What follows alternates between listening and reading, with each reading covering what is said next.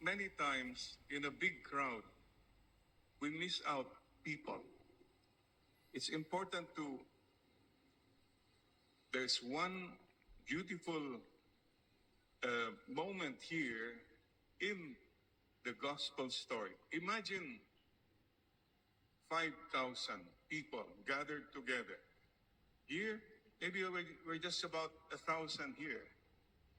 5,000, not counting the women, only the men, according to the gospel guide.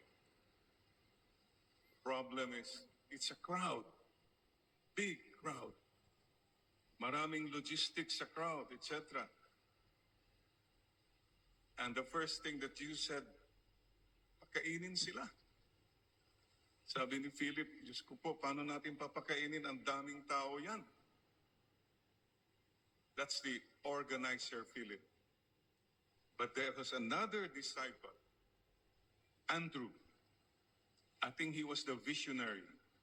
In that big crowd, he saw a little boy, an insignificant little boy. And he told Jesus, Lord, may isang bata, 5 barley loaves, and 2 fish.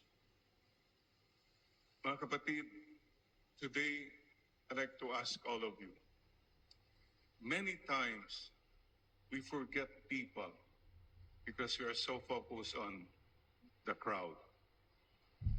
And many times we forget God because we are focused on the crowd, in crowd. There was one significant moment sometime last April. I cannot forget that moment.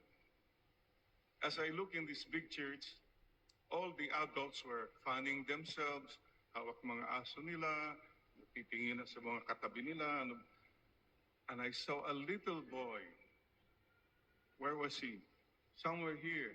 He was waving, raising his little ukulele. I don't know if he's here. I found out the name of the little boy later on was Justin. Just to see a little boy so happy amidst the crowd who were so engrossed in their own adult mindsets. What is the Lord telling us all today? Well, let's put it this way. Why did Jesus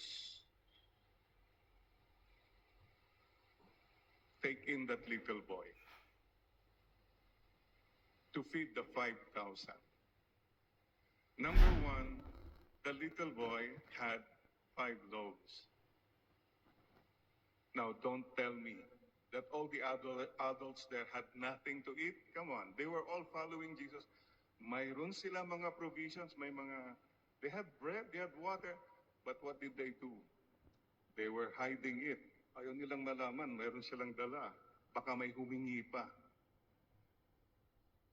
Don't we do that sometimes? We hide our possessions. We don't want to part with our possessions. The little boy was just there. And number two, the little boy was there. He had no agenda.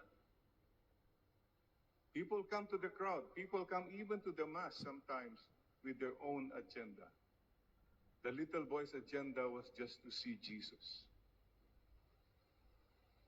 Mga kapatid, the Lord teaches us today to be generous and to please focus more on God, not on the crowd. Many of us here are always talking of events, happenings. Ang gagaling natin dyan. And many times we miss out on the people who love us and the people you love.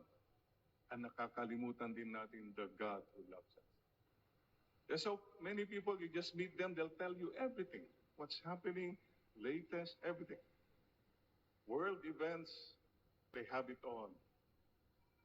Kapatid, today, maybe the Lord is telling you, focus less on the crowd.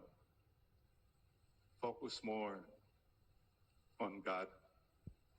Focus more on love. And speaking of love, And speaking of focusing on people, today is World Grandparents' Day, the Day of the Elders. Palakpakan po natin mga lolo, mga lola. Congratulations. At kung hindi ka sigurado, yung katabi mo, kung lolo at lola na, tanungin mo nga siya, lolo ka na ba? Lola ka na ba? Loko ka, ha? Loka ka, ha? The point is this, we are reminded to respect and take care of the elders. Number one, in thoughts. Think of them positively. Don't think of them as a nuisance, a burden. Huwag po kayong mainis kung kami po ay mabagal lumakad, kung minsan maarte, kung minsan matampuhin, kung minsan ang daming perfume na nakakahilo, whatever. Huwag po kayong mainis in thought. Okay? Number two, in words. Please don't shout at us. Nadidinig naman kayo namin. Huwag po nyo kaming sisigawan. Kung pwede lang, huwag din mumurahin. I've heard people shouting, minumura yung nanay o yung lolo, lola. Please don't do that. And speak well. Don't speak ill of them. And please don't tell them all the negatives. Kung kakausapin yung mga lola at lola, wag palagi mga problema ang sinasabi nyo.